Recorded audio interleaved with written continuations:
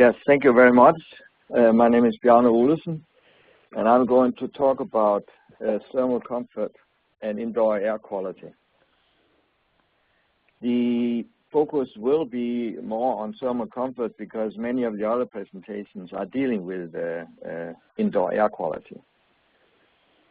So when we look at some of the challenges and what people are working with today, of problems related to especially the thermal comfort and the temperatures indoor, we have seen a lot of examples of overheating in low energy building or near zero energy buildings.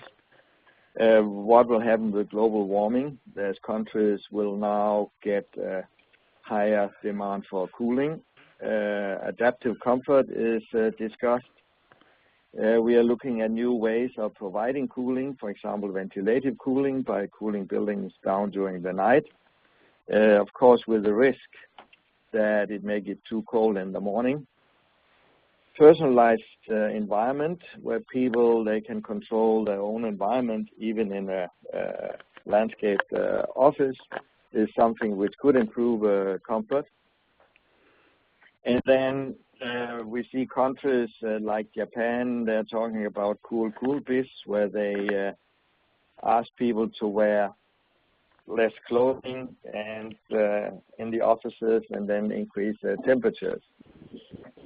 And one issue I will touch a little upon is what the combined influence, for example, between temperature, indoor air quality, and so on. We have clear evidence that there is a relation between people's productivity or performance and, for example, temperature. We could also look at that related to our comfort index, PMV. And it seems like people are working most efficiently, where you see here the relative performance on the y-axis going down if it's getting too cold, and it's going down if it's getting too warm. And where we have the optimal comfort is about the same where you also have the optimal performance. So also for the ventilation, we have data showing that by a higher ventilation rate, you can also increase performance. And taking that into account, and then, for example, looking upon what are the costs you have in a building, and if you, in an office building, put the cost of people for their salaries and insurance to a factor 100, then the energy cost is only 1% of that. And if you can now compare that with the effect of the indoor environment on productivity, you see by not having an optimal indoor environment, you can easily have a 1-2% lost in productivity, which is much more than the energy budget. So very important is when we focus so much on energy and want to reduce it, we should not sacrifice the indoor environment. In general, when we talk about the indoor environment, today we will mainly talk about thermal comfort, air quality. We already have heard something about, and there will be more later on. But also noise, acoustic is important, illumination. And it's not only noise, acoustic, let's say, for the systems we are putting into the building. It's also, for example, if you want to have a building with natural ventilation, which are depending on people can open windows, it will not work if you put that in a noisy environment. So these are all factors we have to look at.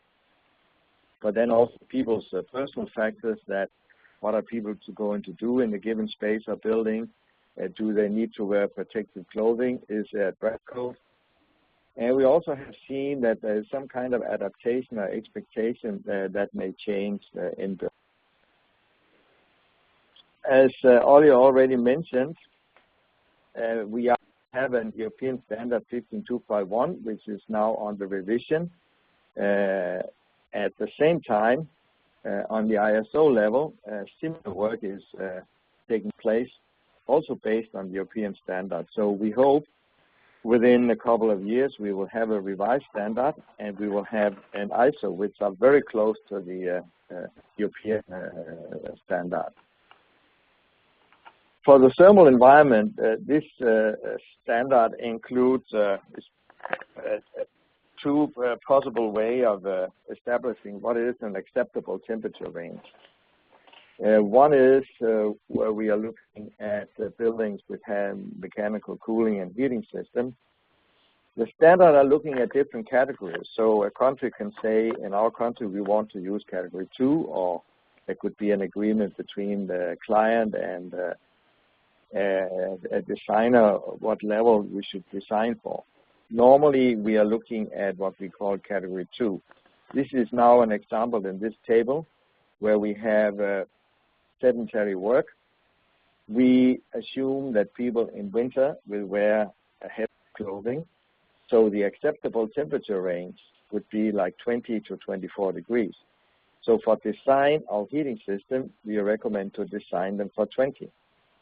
If we look at summer, we are looking at a range from 23 to 26. So cooling systems to be designed for 26 degrees. Because here we are assuming a lighter clothing, 0.5 clo value.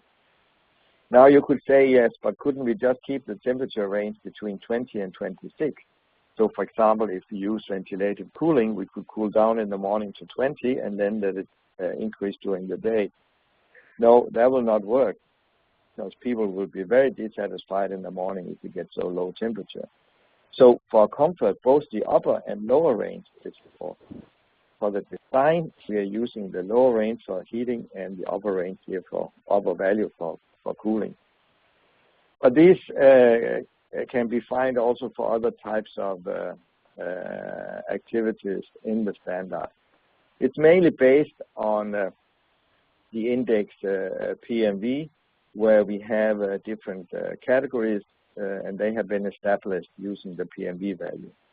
We are discussing to include a additional level. Also, when we look at the ISO standard, that's, for example, a range that they have in the Chinese standard, a PMV between plus minus 1. So that will be a wider range of temperature.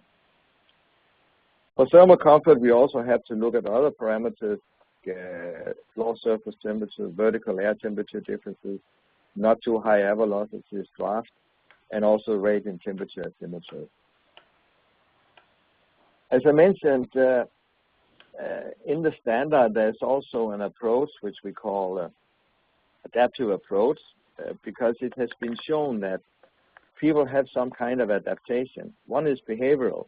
You may change clothing, activity, and posture, for example, when it gets warmer. But also, if you are in a natural ventilated building where you can open window but there's no actual cooling, it seems like your expectations for what is an acceptable temperature will change. So for a natural ventilated office building with sedentary, we have a requirement based on the weekly running mean outdoor temperature, and then a given range of temperature you need to be in. If, for example, for the northern part of Europe, we are comparing, here we have the whole year, and if we took the adaptive approach, we will see during summer you can accept a higher temperature, and then it goes down. In winter, we don't talk about adaptation. If we use what I just mentioned, the PMV PPD, we're also saying in summer you can go up to 26 and down to 23, and winter we have then the range 20 to 24. Interesting enough, what you see is that in the spring and in the fall, in fact, if you use the PMV PPD, you can accept somewhat higher temperatures. So there are some discussions. How do we go from, let's say, from the heating season to the from winter to summer? How should that be? Because it should probably not be a step change. That's one of the things we are discussing when we are revising this standard. Now, for requirements, we also accept some exceedance. So we can say, okay, you could be above the temperature some part of the year. For example, the Danish requirement is now that maximum 100 hours you could be about 26 degrees, but only 25 of those must be about 27 degrees. So we hope with these requirements we can also avoid that we get overheating in well-insulated buildings. We already talked about requirements to ventilation rate, which are based on two parameters, people and the building part. It is very important that we know pretty well about how much we have to ventilate for people, but the contribution of the building is still unclear.